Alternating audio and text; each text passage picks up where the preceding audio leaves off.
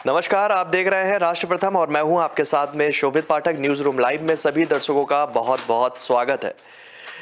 राष्ट्रीय अध्यक्ष पद की कमान यानी कि कांग्रेस की हम बात कर रहे हैं और लगातार इस पद को लेकर गहमा गहमी का दौर शुरू है। राष्ट्र संवाद कार्यक्रम में हमने इस मुद्दे को प्रमुखता से उठाया था और इस पर विस्तार से बात रखी थी हमारे नेशनल एडिटर मयूर जानी जी ने। और इसी मुद्दे से ही हम शुरुआत करेंगे आज न्यूज रूम लाइव की, क्योंकि काफी जरूरी हो जाता है इस मुद्दे पर बात करना, क्योंकि लगातार जिस तरीके से पिछले एक हफ्ते का अगर हम घटनाक्रम देखेंगे तो इसमें काफी उतार चढ़ाव भी देखने को मिला है। और शुरुआत करेंगे इसी मुद्दे के हम साथ में।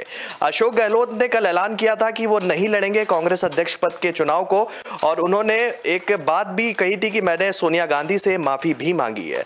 माफी भी मांगी है क्योंकि कारण बताओ नोटिस जारी किया गया था। जो अनुशासनहीनता की बात कही जा रही थी कांग्रेस की तरफ से लगातार कि जो विधायक राजस्थान के विधायक हैं उन्होंने अनुशासनहीनता की थी, उसको लेकर कारण बताओ नोटिस जारी किया गया था। ये कल का घटनाक्रम था। आज के घटनाक्रम की अगर हम बात करें तो इसमें बहुत कुछ अपडेट हो चुका है। वो अपडेट ये है कि कल तक अगर बात की जा रही थी, या कह सकते हैं आज सुबह तक बात की जा रही थी दिग्विजय सिंह की, कि वो भी जो है राष्ट्रीय अध्यक्ष पद का चुनाव लड़ेंगे, लेकिन उन्होंने मल्लिकार्जुन खड़गे से उनकी मुलाकात हुई। इसके बाद खबर निकलकर सामने आई कि दिग्विजय सिंह जो है इस चुनाव में उनकी कोई भी भूमिका नहीं होगी, वो मल्लिकार्जुन खड़गे के प्रस्तावक के रूप में अपनी भूमिका को रखेंगे। और इसी मुद्दे पर हम सीधे चलेंगे, हमारे वरिष्ठ सहयोगी हैं जय शर्मा जी।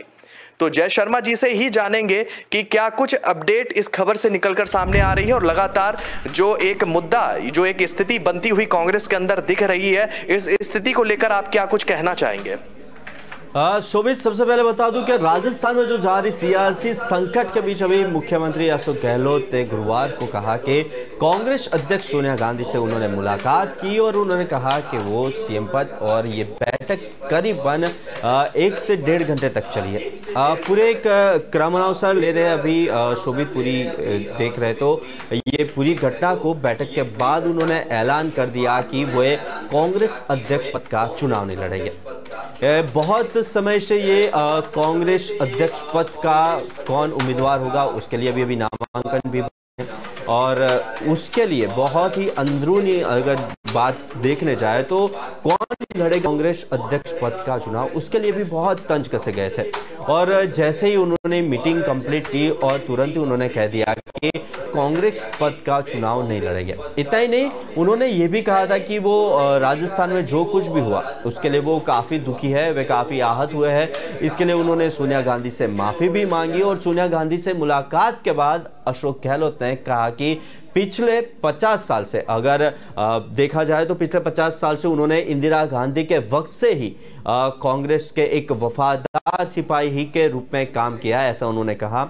और अभी तक उन्होंने बताया कि भरोसा दिखाकर जो भी जिम्मेदारी उनको दी गई थी वो उन्होंने पूरी ईमानदारी से भी निभाई है। अशोक गहलोत ने यह भी कहा कि राहुल गांधी ने जब चुनाव लड़ने से इनकार कर दिया था, जब मैंने उनसे मुलाकात भी की थी और मुलाकात के बाद तय किया था कि अध्यक्ष पद का चुनाव वे लड़ेंगे।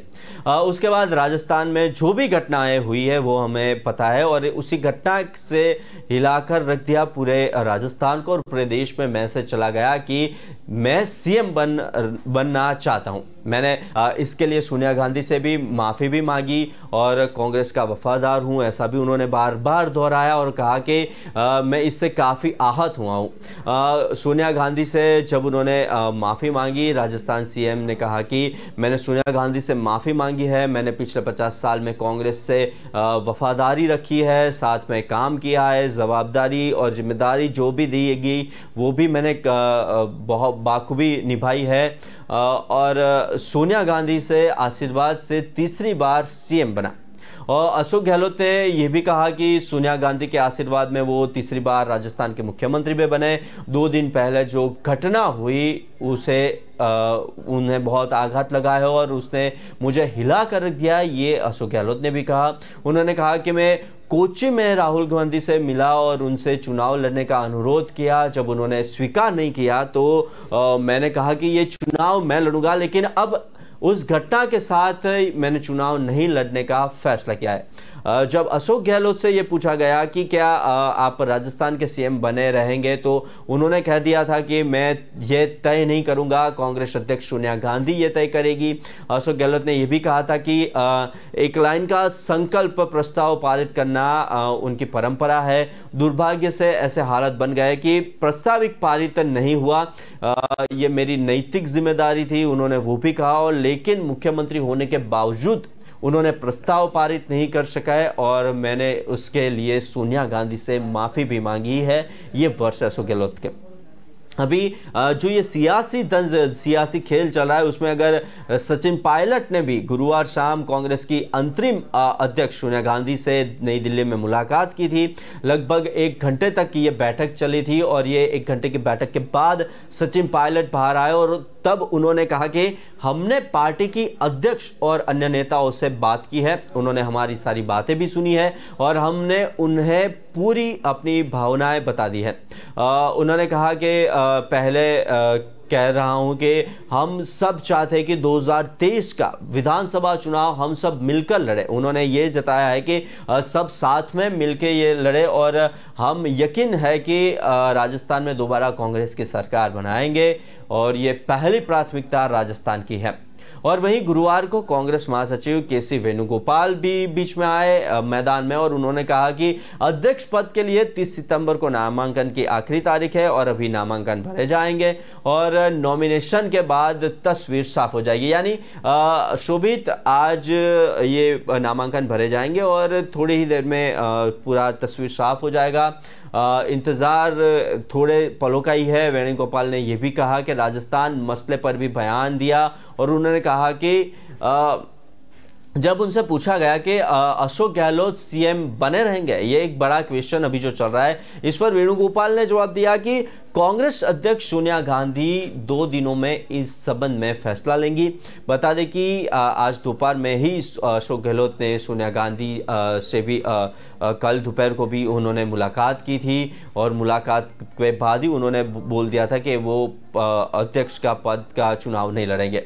और महेश जोशी भी बीच में आए। कांग्रेस विधायक है महेश जोशी, जयपुर से है और जयपुर में प्रेस कॉन्फ्रेंस के दौरान उन्होंने कहा कि अशोक गहलोत ने माफी मांगकर अच्छी पहल की है और ये स्वच्छ और विनम्र राजनीति को दर्शाती है। यानी ये सब तंज कसे जा रहे हैं जिस तरीके से अध्यक्ष चुनाव के बाद जितने भी पॉलिटिशियंस हैं उन लोग की ये प्रतिक्रिया भी आ रही है। अशोक गहलोत से माफी मांगने से सारे मसले सुलझ जाते हैं, ये जवाब आला कमान को देंगे। सीएम ने साफ किया है कि उन्होंने कभी भी आला कमान के आदेशों की अवहेलना नहीं की है, अभी एक भी बार।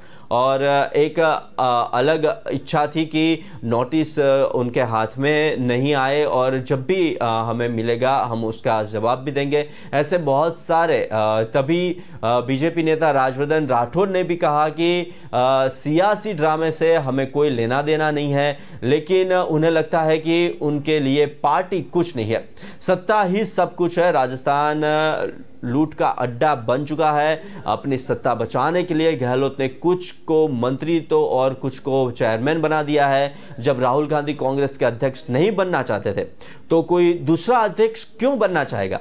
ऐसे बहुत क्वेश्चन खड़े हो रहे हैं राजस्थान में भी। राजस्थान की जनता अभी गहलोत सरकार से पीड़ित है। हम आज भी और कल भी चुनाव के लिए तैयार है, ऐसा कहा जा रहा है। बीजेपी कार्यकर्ताओं और नेताओं के सेवा भाव से काम कर रहे हैं। पिछले 2 सालों में उन्होंने यहाँ चेहरे की लड़ाई है।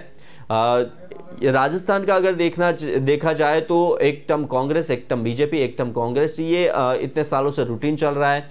और राजस्थान के बाड़मेर में भी अशोक गहलोत गुट के चौहटन से विधायक रह चुके हैं वो पद्माराम मेघवाल, उन्होंने भी कहा कि आला कमान फैसला करेगा। यानी आला कमान फैसला करेगा, यानी आज शाम तक ये फैसला हो जाएगा कि मुख्यमंत्री अशोक गहलोत सक्षम है।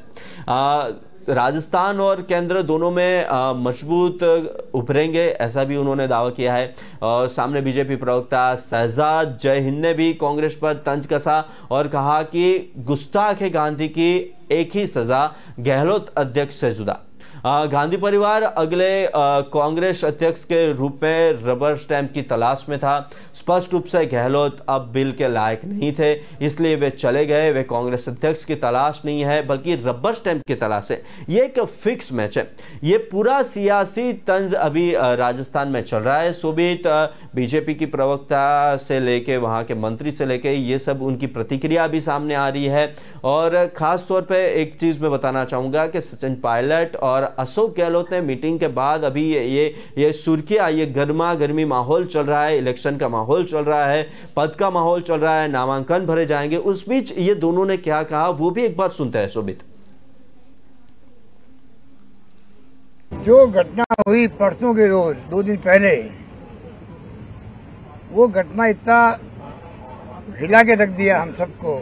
मुझे जो दुख है वो मैं जान सकता हूँ, क्योंकि पूरे देश में मैसेज चला गया जैसे मैं मुख्यमंत्री बना रहना चाहता हूँ, इसलिए सब कुछ हो रहा है। मैंने सोनिया जी से भी सॉरी फील किया है। एक फैसला करते वक्त में एक लाइन प्रस्ताव करने का हमारे यहाँ हमेशा से ही कायदा रहा, आप सबको मालूम है। दुर्भाग्य से उस वक्त ऐसी स्थिति बन गई, वो प्रस्ताव पास नहीं हो पाया, क्योंकि मैं सीएम लीडर हूँ, वहाँ पर मुख्यमंत्री हूँ, और मैं उस प्रस्ताव को पास नहीं करवा पाया। कान जब कुछ भी रहे होंगे तो मेरी मॉरल रिस्पॉन्सिबिलिटी है कि एक मुख्यमंत्री होने के बावजूद भी मैं एक प्रस्ताव, एक लाइन का जो हमारी परंपरा है, पहली बार वो परंपरा के अंतर्गत वो प्रस्ताव पास नहीं होगा। मैंने उनसे मिला, कोची में जाकर के रिक्वेस्ट की कि आप अध्यक्ष का चुनाव लड़ें। आखिर में उन्होंने अस्वीकार कर दिया। मैं मेरी बात को कायम हूँ, मैं इलेक्शन लड़ूंगा नहीं। तो मैंने कहा भाई, जो सबकी भावना है कार्यकर्ताओं की, नेताओं की, तो मैं फिर चुनाव लड़ूंगा, ये मैंने कहा था। सुनिए आप, पर अब क्योंकि कल परसों की घटना हुई है और मेरी मॉरल रिस्पॉन्सिबिलिटी थी कि वो प्रस्ताव पर होता, तो मैंने तय किया है अब मैं इस माहौल के अंदर चुनाव नहीं लड़ूंगा। आज मैंने कांग्रेस अध्यक्ष से मुलाकात करी और उन्होंने शांतिपूर्ण तरीके से हमारी सारी बातों को सुना और कार्यक्रम हुआ राजस्थान के जयपुर में, उस पर विस्तार से हमने चर्चा करी। और मैं मानता हूं कि जो मेरे सेंटिमेंट्स थे, जो मेरी भावनाएं थी, जो मेरा फीडबैक था, मैंने इत्मीनान से कांग्रेस अध्यक्ष सोनिया गांधी जी को बताया है। और हम सब यही चाहते हैं कि हम इसी तरह मेहनत कर 2023 का विधानसभा चुनाव जीतें। उसके लिए हमको मिलकर काम करना पड़ेगा और राजस्थान के संदर्भ में जो भी निर्णय या जो भी डिसीजन लेना है पार्टी लेंगी। सबका एक ही उद्देश्य है, बाकी राज्यों में कांग्रेस पार्टी के चुनाव को जीत को सुनिश्चित करें। और मुझे पूरा यकीन है कि हम लोग अगले 12-13 महीने में खूब मेहनत कर दोबारा कांग्रेस की सरकार। तो भी जिस तरीके से हमने दोनों को सुना, अशोक गहलोत को भी और सचिन पायलट को भी, तो आज ये जो नामांकन फॉर्म भरे जाएंगे उसके बाद आला कमान यानी सोनिया गांधी इसके अंदर पर्टिकुलरली देखेंगे और देखते अभी अध्यक्ष पद के लिए चुनाव में कौन कौन खड़ा रहेगा, कौन कौन नामांकन भरेगा और कौन ये अध्यक्ष पद के लिए चुना जाएगा, वो अभी थोड़े वक्त में ही हमें पता चलेगा। जी शोभित। चलिए, बहुत बहुत धन्यवाद जय शर्मा जी आपका इस खबर पर हमारे साथ जुड़ने के लिए, और काफी विस्तार से आपने जो पिछले का घटनाक्रम था उस पर आपने जिक्र किया। और निश्चित ही तौर पर ये जो आपने अभी बयान देखे, अशोक गहलोत ने कहा कि मैं बहुत आहत हूं और आहत होना भी चाहिए, क्योंकि लगातार वो 50 साल से कांग्रेस के वफादार सिपाही हैं और लगातार कदम से कदम मिलाते हुए भी देखे जा रहे थे। जिसके बाद ये जो पिछले दिनों घटनाक्रम हुआ, निश्चित ही तौर पर उन्हें धक्का जरूर लगा होगा। और इसी खबर पर एक दूसरा भी रुख है, क्योंकि बात जब हम अलग अलग वर्ग की कर रहे हैं, हमने बात अशोक गहलोत की कर ली, सचिन पायलट की कर ली, और इसके बाद दिग्विजय सिंह का भी अभी हमने जिक्र किया कि वो जो है नामांकन नहीं दाखिल करेंगे, वो प्रस्तावक की भूमिका पे नजर आएंगे। इसी में खेमा और है जो जिसका शुरुआती दौर में मनीष तिवारी ने जिक्र किया था, और उस खेमे की भी आवाज जो है अब बुलंद होती हुई दिख रही है। और इसी मुद्दे पर हम सीधे जुड़ेंगे अपने नेशनल एडिटर मयूर जानी जी के साथ में, और उन्हीं से जानना चाहेंगे कि कांग्रेस अध्यक्ष पद में घमासान जारी है और जी तेज गुट भी मैदान में उतरेगा, इस पर भी संशय लगातार जो है वो गहराता जा रहा है, क्योंकि अभी समय है और हो सकता है कि G23 गुट्स के किसी जो नेता है, उनके 23 नेता, उनमें से किसी भी एक नेता के द्वारा नामांकन जो है दाखिल किया जाए। आपको क्या लगता है, क्योंकि कल आनंद शर्मा के घर पर बैठक हुई थी और उसके बाद जो कई जो दिग्गज नेता है उनके घर पर मौजूद हुए थे और मीटिंग भी हुई थी, आपको लगता है कि G23 गुट भी है, इसमें नामांकन जो है भर सकता है या दाखिल कर सकता है? ये एक नया डेवलपमेंट देखने को मिल रहा है कल शाम से। मैं आपको बताना चाहूंगा कि आनंद शर्मा जी जो है वो जयपुर गए थे और मिले थे अशोक गहलोत को, जब अशोक गहलोत सोनिया गांधी से मुलाकात कर वापस जयपुर पहुंचे थे। अब ये G23 गुट की बात हम करते रहते हैं, लेकिन हमें लगता है कि एक बार शायद ये इसका जो नाम है ये भी कितने नेता है G23 में, इनके नाम क्या क्या है, ये भी हमारे दर्शकों को बताना बहुत जरूरी बन जाता है। मुझे लगता है कि ये भी जरूरी है। और अब तो उसको G23 नहीं कह सकते, क्योंकि उसमें से 2 नेता तो छोड़ के चले गए कांग्रेस को। गुलाम नबी आजाद उसमें नहीं रहे और कपिल सिब्बल जो है वो भी इसमें नहीं रहे। तो फिर भी नाम जब G23 बना था तो कौन कौन लोग थे, अभी मैं ये आपको स्पष्ट करना चाहूंगा अभी कि देखिए, गुलाम नबी आजाद का नाम है, आनंद शर्मा है, भूपेंद्र सिंह हुड्डा जो हरियाणा के कांग्रेस के बड़े कदावर नेता रह चुके हैं, वहां के बड़े नेता है। फिर मिलिंद देवरा जो यूपीए में मंत्री भी रह चुके हैं और एमपी लोकसभा से हैं महाराष्ट्र से। मुकुल वासनिक जो एक समय गांधी परिवार के खूब अत्यंत करीबी निजी व्यक्ति में माने जाते थे, उनका भी शुमार होता है, जो महाराष्ट्र से ही आते हैं। फिर मनीष तिवारी की बात, उनका नाम बार बार हम लोग सुनते हैं। शशि थरूर जो नामांकन भर रहे हैं आज, वो भी इस G23 गुट में से ही आते हैं। फिर है राजेंद्र कौर भट्टल करके हैं जो पंजाब से हैं, और फिर वीरप्पा मोइली जो एक समय यूनियन मिनिस्टर रह चुके हैं और कर्नाटका से आते हैं। फिर पृथ्वीराज चव्हाण जो महाराष्ट्र के मुख्यमंत्री कांग्रेस की ओर से रह चुके हैं, वो भी इसमें शुमार होते हैं। फिर कपिल सिब्बल जो अब कांग्रेस में नहीं है, क्योंकि वो तृणमूल से राज्यसभा के सांसद हो चुके हैं। विवेक तनखा जो है मध्य प्रदेश से, वो भी एक समय का बड़ा नाम है। जितिन प्रसाद जो है, जो जितेंद्र प्रसाद के बेटे हुआ करते थे, पर अब वो भी नहीं है मेरे ख्याल से, वो भी कांग्रेस छोड़ चुके हैं अब। और रेणुका चौधरी आंध्र प्रदेश से बहुत एक समय का बड़ा नाम हुआ करती थी कांग्रेस का। पीजे कुरियन साहब केरला से हैं। राज बब्बर जो आगरा से लगातार सांसद चुने गए कांग्रेस के, बहुत अच्छे अभिनेता माने जाते हैं और काफी दशकों से अब वो राजनीति में भी बहुत अच्छा काम कांग्रेस की ओर से कर रहे थे, वो भी यहाँ है। और कुलदीप शर्मा है, हरियाणा के एमएलए हैं, उनको भी माना जाता है। योगानंद शास्त्री हैं दिल्ली से। अखिलेश प्रसाद सिंह है बिहार से।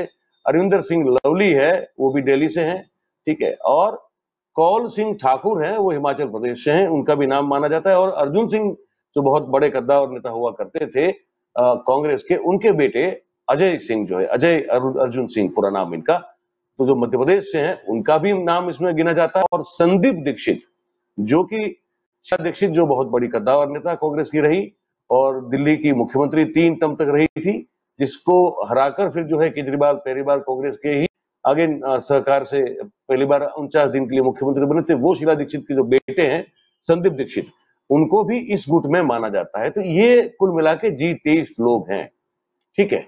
अब बात करते हैं कि क्या ये गुट उतर रहा है। तो हाँ, अभी ये आसार तो नजर आ रहे हैं। आसार इसलिए नजर आ रहे हैं क्योंकि उनके वहां बैठकों का दौर जो है वो शुरू हो चुका है, ये बात बिल्कुल सही है।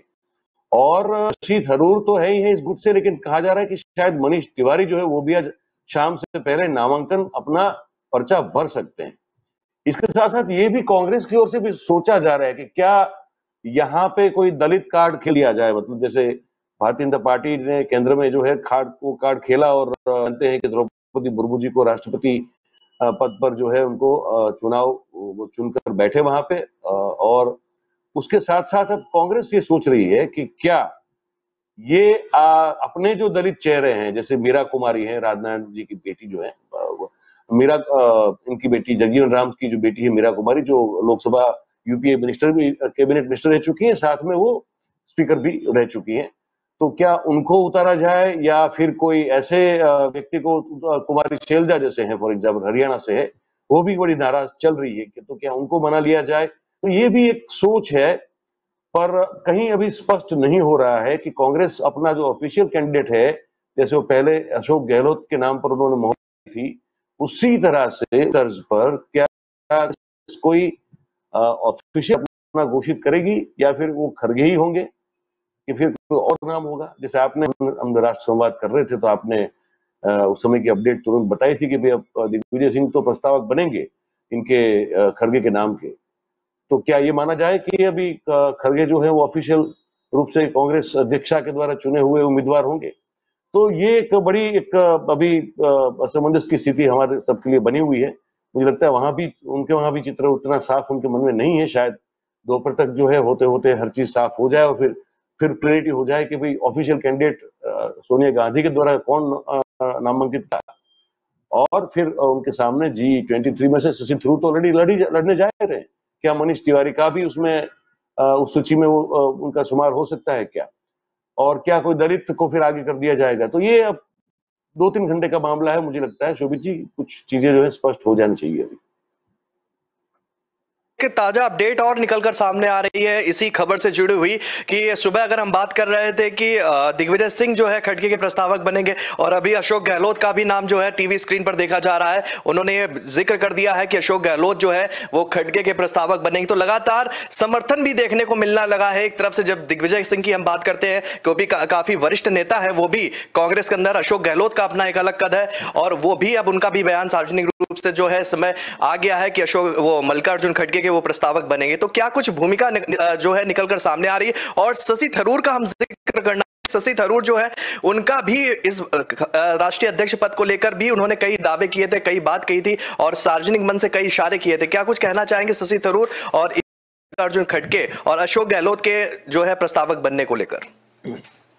देखिए, जब अगर अब ये अपडेट आ रहा है कि अशोक गहलोत भी प्रस्तावक बनेंगे तो फिर इसका मतलब तो यही बनता है कि वो सोनिया गांधी की पसंद है और मतलब आधिकारिक तौर पर जो है सोनिया गांधी के द्वारा चुने हुए उम्मीदवार के तौर पर वो चुनाव लड़ने जा रहे हैं।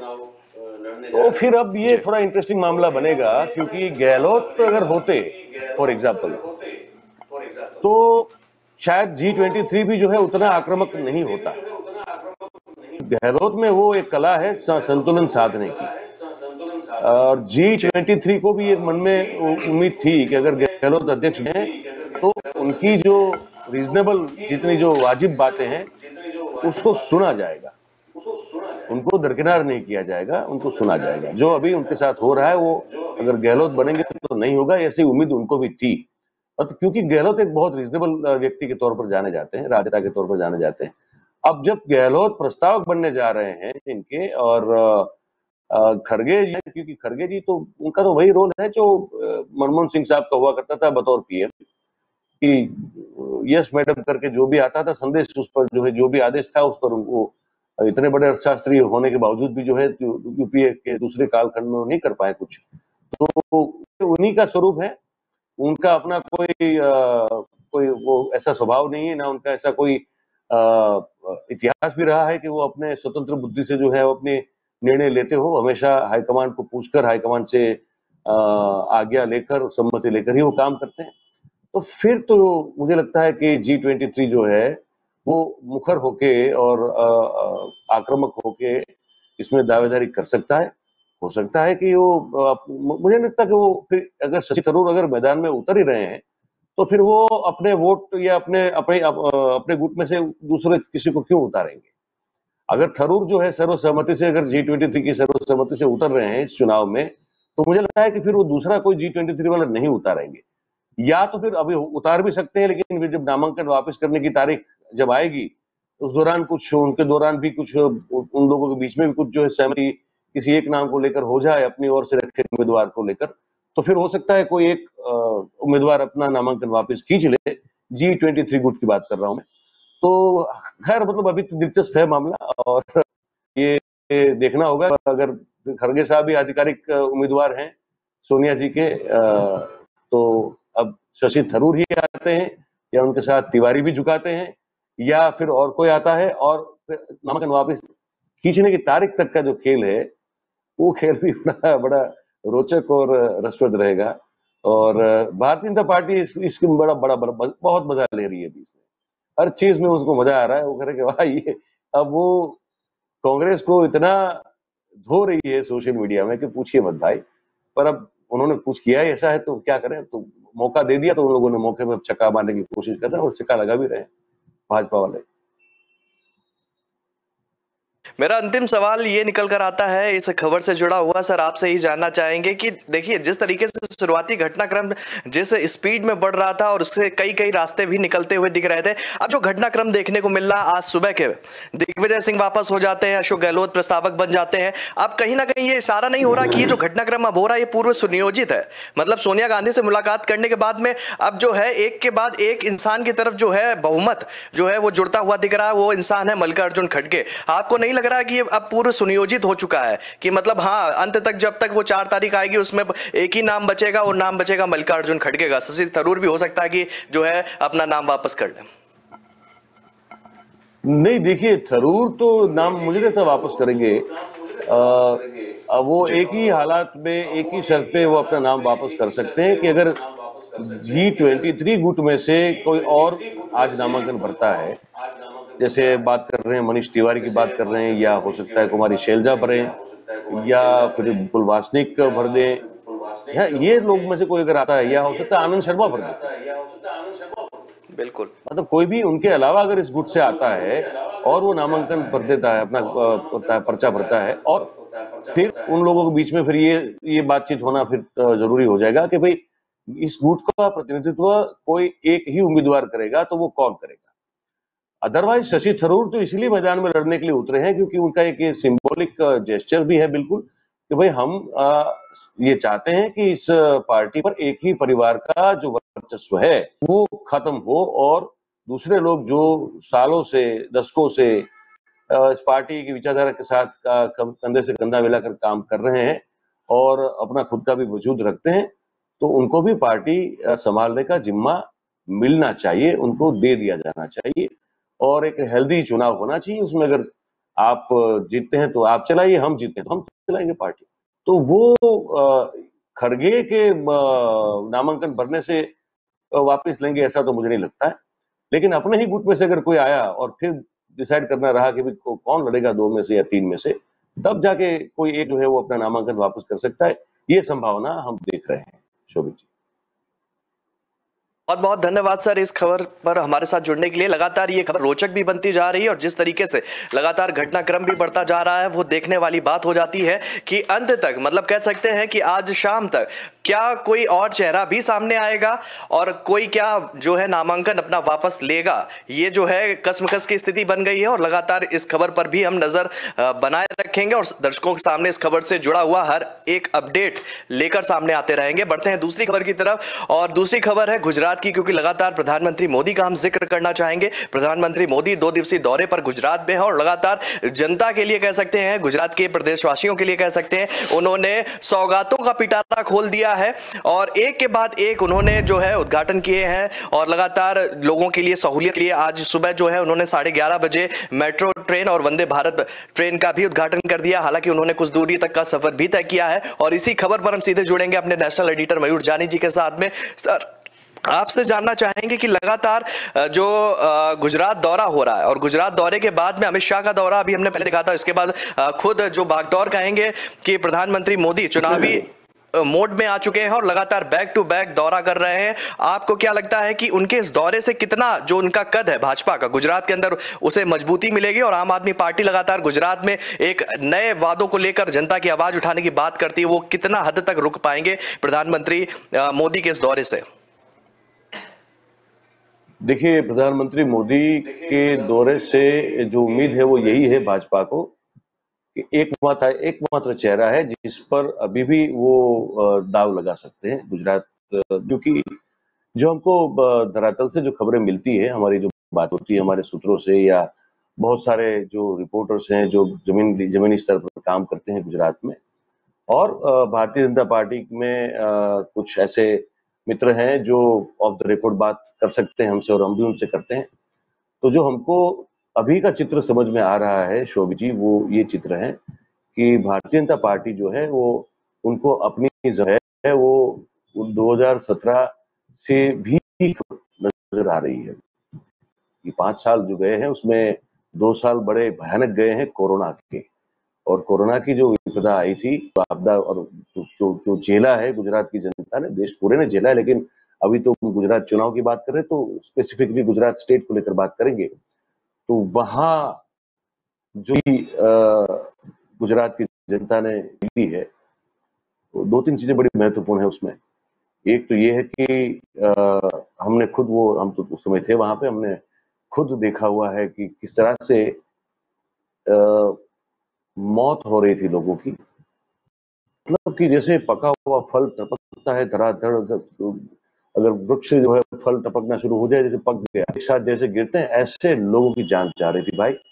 और स्मशान गृहों में ये माजरा ये चला कुछ कुछ अरसे तक, मेरे ख्याल से 22 दिन के ऊपर चला ये, कि आप अगर डेड बॉडी लेके जा रहे हैं तो अंतिम क्रिया करने के लिए आपको वेटिंग में रहना पड़ेगा। और पता नहीं वो वेटिंग आपका 5 घंटे, 6 घंटे, 8 घंटे, 9 घंटे या 12 घंटे में खत्म होगा। मतलब कि जो भट्ठियां की जो चिमनियां हुआ करती थी वो पिघल गई, उस तादाद में मौतें हुई है। उसके बाद फिर जो एक काम किया गुजरात सरकार ने, जिससे लोग बहुत आहत हुए, वो यह कि उन्होंने मौत के आंकड़े जो है वो ठीक नहीं बताए, और उसको लेकर फिर सुप्रीम कोर्ट ने बहुत बड़ी डांट और फटकार लगा दी। तो उसको लेकर इज्जत जो है उसमें बहुत उनकी जो है मट्टी पलट हो गई। फिर तो हमने देखा कि पूरे मंत्रिमंडल को मुख्यमंत्री के साथ उन्होंने जो है घर बिठा दिया। और ये सिर्फ ये अकेली एक बात नहीं है। इस 2 साल के दौरान आप देखिए तो सिर्फ ये स्वास्थ्य के कारण जो परेशानी हुई है और लोगों की मौतें हुई वो तो अलग है ही है, लेकिन रोजगार को लेकर, महंगाई को लेकर, और आम आदमी की जो जीने की क्षमता है, जीवन अपना यापन करने की क्षमता है, उसमें जो कमी हुई है, कटौती हुई है, उसको लेकर जो इश्यू किसानों के अपने इश्यूज हैं, जो 26 साल में सरकार इसको पूरा नहीं कर पाई है। युवाओं के रोजगार हैं जो अभी तक पूरे नहीं हो पा रहे हैं। इंफ्रास्ट्रक्चर की हालत है कि इस मानसून में जो बारिश हुई है, उस बारिश में आगे कि जो भी बड़े शहर हैं गुजरात के, उन शहरों के रास्तों की अगर हालत देख लें तो शोभित जी आपको लगेगा कि ये कहाँ पहुंच गए हैं। मतलब कि गड्ढे में आपको रोड ढूंढना पड़े, ये हालत है। आवारा पशुओं का बहुत बड़ा तकलीफ वाला मुद्दा चल रहा है। दूसरी ओर से जो पशुपालन ने, क्योंकि रुपया घोषित कर दिया, लेकिन उनको घोषित किया और उस घोषणा करने विज्ञापन दिए, उस पर 15 करोड़ के ऊपर का खर्च कर दिया, लेकिन वो पैसे रिलीज नहीं किए। तो 2 दिन 3 दिन पहले हमने दिखाया था, आप सबने देखा होगा कि पशुपालक जो है अपने पशु लेकर कलेक्टर कचहरी में चले गए, उन्होंने उनको छोड़ दिए। तो ये तलाटियों का अपना इश्यू है, शिक्षकों का अपना इश्यू है। आपको खबर सबको पता है कि प्राध्यापकों को जो है नरेंद्र भाई की, जब वहां स्टेडियम में नेशनल गेम्स वाले जो उनको जो खुला रखने जा रहे थे, वहां पे उनको ड्यूटी दे दी टॉयलेट संभालने की, प्राध्यापकों को ये दे दिया। फिर जब हंगामा हुआ तो फिर बैक डेट का ऑर्डर निकाल के उसको कैंसिल कर दिया गया। देखिए बहुत सारे इश्यू है, और भारतीय जनता पार्टी की कमनसीबी ये है कि इतने साल, 2.5 दशक तक सत्ता में रहने के बावजूद भी वो उन इश्यूज को खत्म नहीं कर पाई है, ये वास्तविकता है। तो जो ग्रामीण स्तर पर और शहर में भी जो निम्न मध्यम वर्ग और गरीब वर्ग हैं, उनके मन में बहुत गुस्सा है, आक्रोश है, रोष भी है। वो हताश भी है, निराश भी है, जिस तरह से सरकार चली है, जिस तरह से म्युनिसिपल कॉर्पोरेशन चलाए जा रहे हैं, जिस तरह से जिला पंचायत चलाई जा रही है। अब स्थिति क्या है कि आज की तारीख में गुजरात में ये है कि देखिए, केंद्र में आपकी सरकार 8 साल से है, 26 साल से है, और महत्तम मतलब 33 जिला पंचायतों में से समझ लीजिए सब उनके पास है, कॉर्पोरेशन के पास है।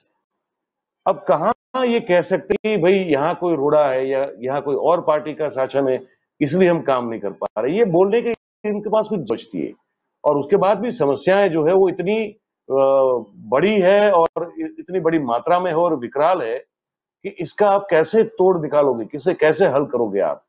अब 26 साल में जो नहीं कर पाए तो ये क्या आपके पास अलादीन का जादुई चिराग तो है नहीं कि आपने चिराग को यूं घिसा और जिन प्रकट हो गया, पूछा कि बोलो क्या हुक्म है मेरे आका, और फिर कर देगा। ऐसा नहीं होने वाला है।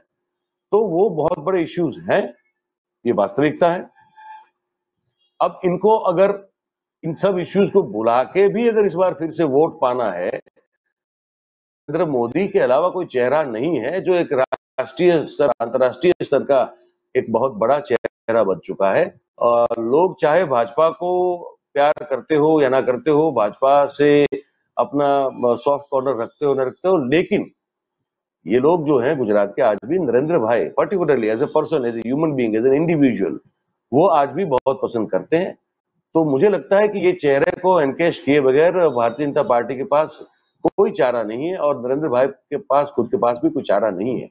तो वही है अपनी जो छवि उन्होंने अंतर्राष्ट्रीय स्तर पर बनाई है, अंतर्राष्ट्रीय स्तर पर जो बनाई है, और देश में जो उन्होंने कुछ कड़े फैसले लिए, उन्हीं चीजों को जो है यहाँ पे पुनरावर्तित रिपीटेडली बताया जाएगा, पुनरावर्तित किया जाएगा, और समस्याओं के प्रति लोगों का ध्यान जो है भटकाने की कोशिश की जाएगी। और यही एक नारा दिया जाएगा कि भाई मोदी साहब हैं, सब ठीक हो जाएगा, आप असंतुष्ट होके विरोध में मत डालिए, वोट मत कीजिए, हमें फिर से एक बार मौका दीजिए, इस 5 साल में हम हर चीज को ठीक कर देंगे। तो इनके लिए बहुत कंपलसरी हो जाता है नरेंद्र भाई के लिए भी कि वो लगातार गुजरात में आए और गुजरात की जनता से सीधा संवाद स्थापित लगातार करते रहें।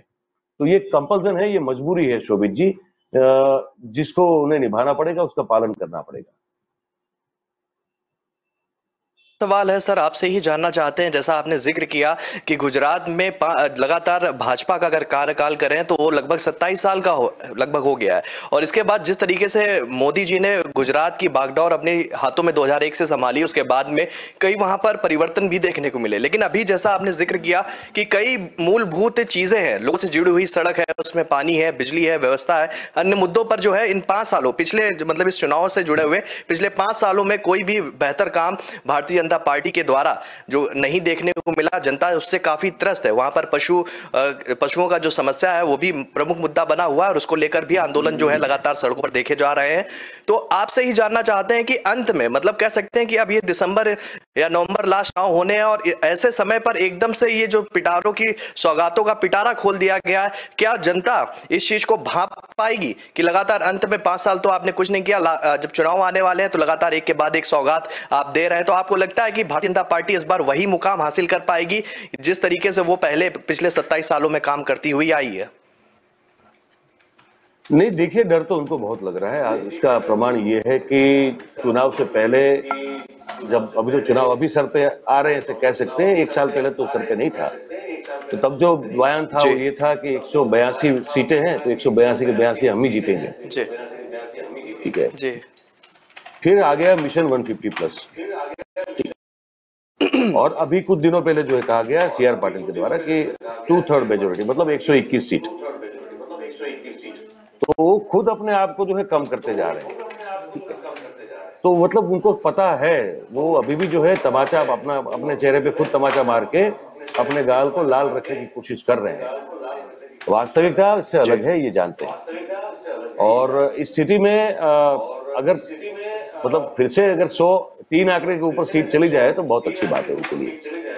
मतलब पिछले बार तो 99 पे अटक गए थे, इस बार अगर वो ना हो और 105, 106, 108 के आसपास जीत ले, तब भी इनके लिए बहुत बड़ी सिद्धि माना जाएगा ये, क्योंकि ऐसी स्थिति है नहीं गुजरात में। सिर्फ और सिर्फ नरेंद्र भाई के नाम की जो करेंसी उनके पास है, उसको अगर आप वो इस्तेमाल करेंगे तो ही जो है वो वोट अपने पाले में डाल पाएंगे, और नरेंद्र भाई खुद इसको अच्छी तरह से जानते हैं, उनको पता है, और वो पूरी अपनी मेहनत और ताकत झोंक देंगे इसमें। तो तब जाके जब नरेंद्र भाई अपनी पूरी मेहनत और ताकत झोंक देंगे, तब जाके हमको लगता है कि वो 110 के ऊपर नीचे कुछ 2-5 सीटें का कुछ अगर तब तक पहुंच पाएंगे तो वहां तक ही पहुंच पाएंगे, और तभी पहुंच पाएंगे जब नरेंद्र भाई लगातार गुजरात को जो है अपना समझ लीजिए कि फिर से एक बार निवास स्थान बना ले वहां पे, तभी हो सकता है। बहुत बहुत धन्यवाद सर इस खबर पर हमारे साथ जुड़ने के लिए, और इसी खबर पर क्या कुछ अपडेट है हम जानेंगे अपने साथी सहयोगी तुषार से। तुषार, लगातार जिस तरीके से प्रधानमंत्री मोदी का 2 दिवसीय दौरा है, और आगामी दौरा मतलब कह सकते हैं शाम तक का क्या कार्यक्रम है उनका? जी बिल्कुल शोभित जी, जिस तरह से आप बता रहे हैं कि प्रधानमंत्री का 2 दिन का ये दौरा है, और इसमें लगातार जो सौगातें हैं वो गुजरात को दी जा रही हैं। सबसे पहले आपको बता दूं कि कल शुक्रवार से यानी उनका दौरा शुरू हुआ था, और सबसे पहले उन्होंने अहमदाबाद जाकर अपने ही नाम पर जो स्टेडियम है वहां से राष्ट्रीय राष्ट्रीय खेल की शुरुआत की थी, उसका मतलब शुभारंभ किया था, 36वां राष्ट्रीय शुभारंभ था ये। और साथ ही जो आज की अगर हम बात कर लें, यानी कि सबसे बड़ी सौगात आज गुजरात को दी प्रधानमंत्री ने, यानी कि देश की आन बान शान वंदे भारत एक्सप्रेस को गुजरात को सौगात दी है प्रधानमंत्री द्वारा। और साथ ही इसमें कुछ दूरी तक उन्होंने यात्रा भी की है। और साथ ही आपको बता दूं कि मेट्रो रेल का भी उन्होंने उद्घाटन किया है और साथ ही उसमें दूरदर्शन तक उन्होंने इसमें यात्रा भी की है जी। और साथ ही अंबाजी शाम को वो जाएंगे और 7200 करोड़ रुपए की लोकार्पण या शिलान्यास जिसे हम कह सकते हैं वो करेंगे। चलिए, बहुत बहुत धन्यवाद तुषार। तो तुषार ने ये अपडेट दी है कि शाम को भी उनका कई कार्यक्रम है और इसमें वो शामिल होंगे और निश्चित ही तौर पर इन कार्यक्रमों के माध्यम से भी वो जनता को कई सौगातें देंगे। बढ़ते हैं अपनी तीसरी खबर की तरफ, और वो आम जन को छूती हुई खबर है और काफी महत्वपूर्ण भी हो जाती है, उस पर ही विस्तार से चलते हैं। आपको बता दें कि कर्ज लेना अब और भी महंगा हो गया है और बढ़ जाएगी ईएमआई, मतलब लोगों की जो कर्ज लेते थे उससे जुड़ी हुई ईएमआई थी वो अब बढ़ जाएगी, क्योंकि आरबीआई ने लगातार चौथी बार 0.50% को बढ़ा दिया है। मतलब रेपो रेट जो है उसको फिर से इजाफा कर दिया गया है। थोड़ा सा विस्तार से चलेंगे। त्योहारी सीजन में लगातार आपकी जेब जो है वो ढीली हो सकती है। आरबीआई ने लगातार चौथी बार रेपो रेट बढ़ाने का फैसला किया है। आरबीआई ने रेपो रेट में 50 बेसिस पॉइंट की बढ़ोतरी करते हुए रेपो रेट को 5.40% से बढ़ाकर 5.90% कर दिया है। आरबीआई की मॉनिटरी पॉलिसी की बैठक के बाद गवर्नर शक्तिकांत दास ने यह ऐलान किया है। हालांकि अब 5 महीने में 1.90% की बढ़ोतरी हो चुकी है और आरबीआई के इस फैसले के बाद होम लोन से लेकर कार लोन तक और एजुकेशन लोन तक महंगा होना लगभग तय है। इसी खबर पर जुड़ेंगे हम साथी सहयोगी, कह सकते हैं वरिष्ठ सहयोगी भी हैं, जिगर पांड्या जी। जिगर पांड्या जी, आपसे ही जानना चाहेंगे कि जिस तरीके से ये लगातार चौथी बार ये बढ़ोतरी देखने को मिल रही है, एक तरफ तो तमाम वादे किए जा रहे हैं कि हम जनता को सहूलियत दे रहे हैं, जनता के लिए हितकर काम कर रहे हैं, लगातार ये चौथी बार रेपो रेट को बढ़ा दिया गया, क्या कुछ कहेंगे और क्या कुछ असर पड़ेगा इस बढ़ी हुई रेपो रेट का जनता की जेब पर? जी शोभित, जनता की जेब पे तो असर पड़ेगा ही पड़ेगा, साथ में ईएमआई और महंगी हो चुकी है आज से। जो आरबीआई ने लगातार चौथी बार, जैसे आपने बताया, रेपो रेट फैसला किया है। अब ये रेपो रेट कितना बढ़ा, कैसे बढ़ा, और आरबीआई के गवर्नर जो थे उन्होंने आज सुबह में प्रेस को क्या बोला, सबसे पहले वो हम सुना देते हैं हमारे दर्शकों को, उसके बाद मैं आगे की बात करूंगा। आइए सुनते हैं पहले। Expectations and contain the second round effects. This action will support the medium-term growth prospects of our economy. Accordingly, the MPC decided to increase the policy repo rate by 50 basis points to 5.9% and to remain focused on withdrawal of accommodation while supporting growth. Now, let me step back a little and elaborate on our monetary policy stance. Monetary policy had moved from neutral to accommodative stance in June 2019. At that time, repo rate was 5.75%. Headline CPI inflation was hovering around 3% and was expected to be in the range of 3.4 to 3.7% in the second half of 1920, and liquidity was in deficit mode with an average daily injection of 0.3 lakh crore in May 2009 under the Liquidity Adjustment Facility, that is LAF. Today, inflation is hovering around 7% and we expect it to remain elevated at around 6% in the second half of this year. Liquidity remains surplus with average daily net absorption of rupees 1.1 lakh crore under the LAF in September 2022, and this is up to 28th September. As government expenditure picks up on the back of high GST and direct tax collections, the system liquidity will go up further. Thus, even as the nominal policy repo rate has been raised by 190 basis points so far, including the जैसे RBI के इस फैसले के बाद home loan, जैसे आपने बताया, और एजुकेशन लोन और कार लोन, ये सब महंगा होना तय है। लेकिन इसमें एक डिफरेंस है शोभित, कि जिन लोगों ने पहले से होम लोन लिया हुआ है और उनकी ईएमआई जो है वो फ्लोटिंग रेट में अगर है तो उनकी ईएमआई बढ़ सकती है, क्योंकि दो प्रकार की लोन होती है। होम लोन की हम बात करें तो एक फ्लोटिंग लोन और एक फिक्स लोन।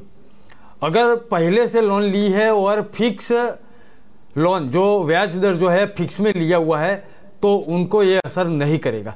रेपो रेट जो बढ़ता है वो आरबीआई पूरे देश की महंगाई और आर्थिक जो एक गतिविधियां है बैंकों की उसके ऊपर ध्यान रखता है, उसके बाद ये फैसला लेता है।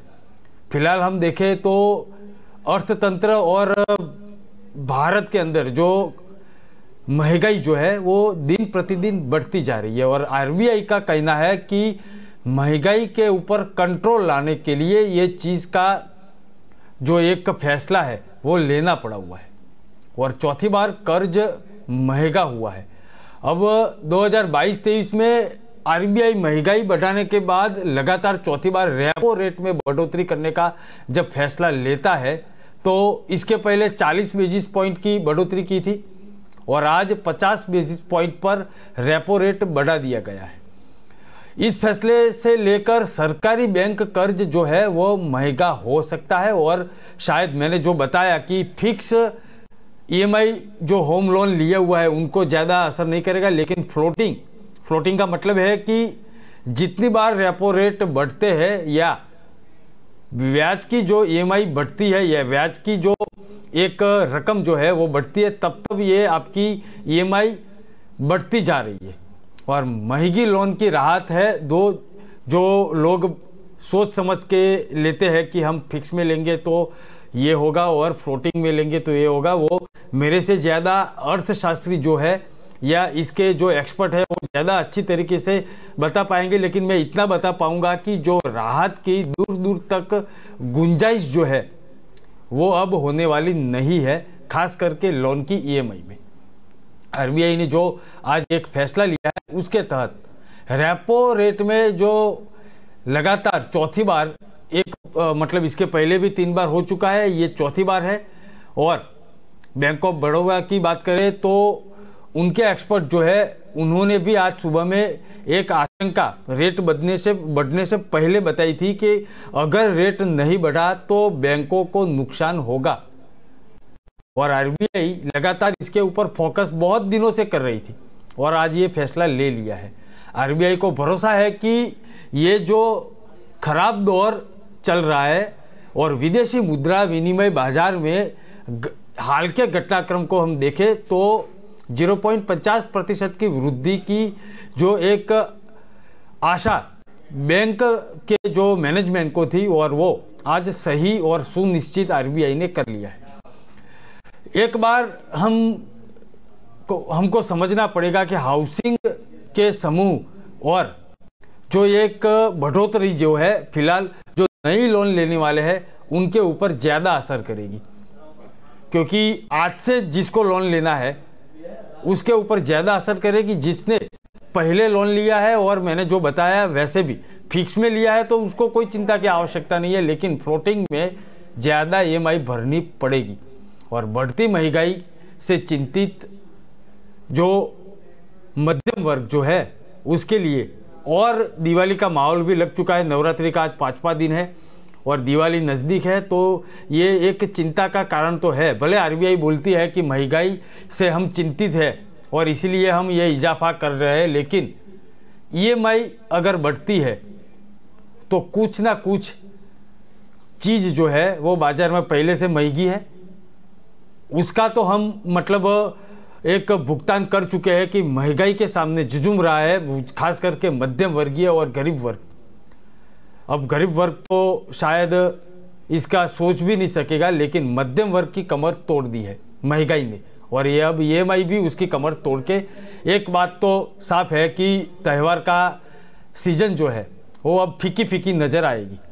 आरबीआई का क्या कहना है इस मतलब जो एक रेट जो है रेपो रेट बढ़ रहा है उसके बारे में, तो वो बोल रहा है कि पूरी दुनिया में संकट है, आर्थिक संकट की बात कर रहा था। पूरी दुनिया में शेयर मार्केट उथल पुथल चल रही है। एमपीसी के 6 मेंबर से ज़्यादा 5 वायदा जो दर है वो बढ़ाने के पक्ष में जो बैठक 3 दिन से चल रही थी उसमें, और सभी सेक्टर के लिए महंगाई चिंता का विषय भले हो, लेकिन मध्यम वर्गीय जो परिवार है उनको तो चिंता बनी रहेगी, ये बात फिक्स है शोभित। चलिए, बिल्कुल आपने बहुत बारीकी से हर चीज़ों में प्रकाश डाला और आपने एक बात कहा कि अर्थशास्त्री से भी अगर हम इस पे बात करेंगे आने वाले जो हमारे कार्यक्रम हैं उनमें हम जोड़ने की कोशिश करेंगे और इस पर विस्तार से बात करेंगे। लेकिन एक सवाल, इसके दो पहलू हैं। एक तो आरबीआई ने अपना कमिटमेंट दे दिया और उसके हिसाब से हमने बात कर ली इसका, लेकिन दूसरा एक पहलू पर भी हम जाना चाहेंगे क्योंकि वो बहुत ज़रूरी हो जाता है। महंगाई जब बढ़ रही है और लगातार एक तरफ से सरकार की तरफ से ये दावे किए जा रहे हैं कि हम लगातार अपने आप को अपडेट कर रहे हैं, हम विकासशील बनते जा रहे हैं, हमारी जो अर्थव्यवस्था है वो लगातार 5वें पायदान पे आ गए हैं, मतलब हम नीचे से लगातार बढ़ रहे हैं और एक दिन वो होगा जब हम पहले या दूसरे पायदान पे अर्थव्यवस्था को लेकर आ जाएंगे। एक तो सरकार का ये तर्क है। दूसरे तर्क की बात करते हैं कि कोरोना काल में संकट गहराया और संकट गहराने के बाद निश्चित ही तौर पर जो मध्यम वर्गीय परिवार है उनकी कमर पर या कह सकते हैं उनकी जेब पर बहुत बड़ा बोझ मिला और उस बोझ से निकलने के लिए अगर अभी तक का, अगर आज तक का अगर हम एक घटनाक्रम देखें तो उस पर कोई भी सरकार की तरफ से ऐसा कोई निर्णय नहीं लिया गया जिससे मध्यम वर्गीय परिवार को सहूलियत मिल सके। और इसके बाद में इस तरीके का लगातार चौथी बार रेपो रेट बढ़ा देना, ये कुछ समझ में नहीं आ रहा। लगातार जो भारतीय जनता पार्टी है, हमने इस चीज का जिक्र आपसे पहले किया था, आज फिर मैं उसी बात का जिक्र कर रहा हूं कि लगातार भारतीय जनता पार्टी है वो ये कह कर आई थी कि हम महंगाई को खत्म कर देंगे। खत्म तो नहीं करने की बात करनी चाहिए थी, लेकिन ये जरूर कहते कि हम कम कर देंगे तो बात चल जाती, और कम करते हुए कहीं नहीं दिख रहा है। यहां तक कि राजनेताओं ने महंगाई को लेकर बयान देने भी बंद कर दिए हैं। क्या कुछ कहेंगे उनकी इस शैली के बारे में? देखो, महंगाई की अगर चर्चा करनी है और दर्शकों को समझाना है तो बहुत सारे मुद्दे हैं। हम आज बाजार में अगर निकलते हैं तो कौन सी चीज महंगी नहीं है उसका एक लंबा लिस्ट बनेगा। हम घर से एक लिस्ट बना के निकलेंगे कि हमको ये चीज किराना में लेने के लिए निकलना है, उससे 10 गुनी ज्यादा महंगाई का लिस्ट बन सकता है। कौन सी चीज महंगी नहीं है, बिल्कुल। लेकिन रेपो रेट की हम बात करें तो रेपो रेट जो है वो आरबीआई के कंट्रोल में, या आरबीआई ही उसके ऊपर फैसला लेता है। और आरबीआई की जो कमेटी है, जो बैठक है, उसमें एक्सपर्ट लोग बैठे रहते हैं। उनका फोकस टोटली जीडीपी ग्रोथ पे रहता है, बाजार में पर्याप्त लिक्विडिटी जो है उसके ऊपर रहता है, सरकारी खर्च बढ़ने से लिक्विडिटी में सुधार कितना होगा या नहीं होगा उसके ऊपर रहता है। और सबसे बड़ी बात करूं मैं तो यूएस डॉलर की मजबूती से लेकर दुनिया भर में देशों में जो करेंसी पर दबाव जो है, हम इंडिया की बात करें तो लगभग 80 के पार हो चुका है यूएस डॉलर और रुपया। और ये चुनौतीपूर्ण माहौल में देश की आर्थिक स्थिति फिलहाल तो अच्छी बनी रही है, ऐसा आरबीआई का और गवर्नमेंट का बोलना है। ये बहुत बड़ा एक मतलब डीप में हम देखें तो सप्लाई की चिंता भी है और हमको सप्लाई करना भी है। रिटेल महंगाई को लक्ष्य के ऊपर इसलिए दरें बढ़ाने का ये फैसला लिया गया कि रिटेल महंगाई जो है वो लक्ष्य से ऊपर चल रही है। अब जो महंगाई कंट्रोल में लेनी है वो सरकार की जिम्मेदारी है। अब ये रेपो रेट बढ़ गया है तो सरकार अब बोलेगा, सरकार तंत्र उसको मतलब एक मजबूत तरीके से सरकार को फैसला लेना पड़ेगा कि भाई ये रेपो रेट बढ़ चुका है तो अब हम जनता को कैसे थोड़ी लेकिन थोड़ी राहत तो देनी पड़ेगी, क्योंकि दिवाली सिर पे है। जो व्यापारी है उनकी एक उम्मीद बनी हुई है पिछले 2 साल के बाद कि इस बार तो खरीदार आएंगे बाजार में और कुछ ना कुछ हम कमा लेंगे। जो जनता है उनको भी एक उम्मीद है कि इस बार दिवाली है, 2 साल के बाद कोरोना काल और लॉकडाउन का भुगतान कर चुके जो परिवार है, जिन्होंने अपनी नौकरियां खो चुकी थी, जिन्होंने अपनी 30% या 40% जो एक सैलरी थी वो कट होने के बाद भी अपने घर की जो एक अर्थतंत्र घर का रहता है, बजट रहता है, उसको कुछ भी करके मतलब एक धक्का देके चलाया था, उनको भी अब उम्मीद थी कि इस बार की दिवाली कुछ हम अच्छी तरीके से कर पाएंगे। लेकिन अब ये सरकार देखेंगे और सरकार में बैठे हुए जो हमारे माननीय नेतागण है उनको देखना पड़ेगा कि अब ये कैसे महंगाई के ऊपर कंट्रोल करेंगे। देखो, महंगाई को कंट्रोल करने के लिए सबसे बड़ी बात है और उसको जो एक बार जो सब चीज़ अपने गोडाउन में एक बार इकट्ठा कर लेते हैं, उसके बाद माल की शॉर्टेज है ऐसा बताने की कोशिश करते हैं। जो बड़े बड़े व्यापारी है उनके ऊपर कंट्रोल लाना पड़ेगा, तभी ये महंगाई धीरे धीरे कम आ सकती है, ऐसा मेरा एक निजी मानना है। क्योंकि देखो खाद्य तेल उसके भाव कैसे बढ़ते हैं, दो चीज़ों पे बढ़ते हैं। एक तो चुनाव नज़दीक हो तब बढ़ते हैं, और दूसरा त्यौहार नज़दीक हो तब बढ़ते हैं। क्यों बढ़ते हैं वो भी एक चर्चा का विषय है। चुनाव में सबसे ज़्यादा ये जो तेली राजा रहते हैं ना खाद्य तेल के, वो फंड देते हैं और धीरे धीरे उसका जो एक भाव जो है वो बढ़ते जा रहा है। और दूसरी बात है कि मुनाफाखोरी, सभी व्यापारी को आज से ही मतलब ये सोचना पड़ेगा कि भाई हम अकेले नहीं है इस देश में, इस दुनिया में, इसके ऊपर कोई कंट्रोल करने वाला भी है, और अगर है तो वो कंट्रोल करने के लिए आगे आना चाहिए सरकारी तंत्र को और सरकार को। जी शोभित। चलिए बहुत बहुत धन्यवाद जिगर पांड्या जी, आपने काफी विस्तार से हर पहलुओं पर प्रकाश डाला। हम कल फिर आपसे जुड़ेंगे। तो निश्चित ही तौर पर एक बात निकलकर सामने ये आई कि महंगाई जो है लगातार बढ़ती जा रही है और फिर इसके दौरान ये रेपो रेट में इजाफा देखने को मिल रहा है। निश्चित तौर पर इससे आम जनता, कह सकते हैं मध्यम वर्गीय परिवार जो है, जो अपनी आजीविका दूसरे शहरों में जाकर उसको तराशने का काम करते हैं और लगातार उसके माध्यम से अपने परिवार को पालने की कर रहे हैं, उनकी जेब पर यह बहुत बड़ा असर है और इसके दूरगामी परिणाम भी देखने को मिलेंगे। तो आज हमने बात की इनकी 3 बड़ी खबरों के बारे में, जिस पर आप जो है हमारी नजर लगातार बनी रहेगी। फिलहाल न्यूज रूम लाइव में आज के लिए इतना ही। कल हम फिर हाजिर होंगे 12 से 1 बजे के बीच में दिन की 4 बड़ी खबरों के साथ। दर्शकों को बताना चाहेंगे कि अगर वो देश और दुनिया से जुड़ी हुई खबरों को विस्तार से जानना चाहते हैं तो वो हमारी वेबसाइट www.kalamkartavya.com पर जाकर खबरों को देख सकते हैं। तो फिलहाल मुझे दीजिए इजाजत, तब तक के लिए नमस्कार।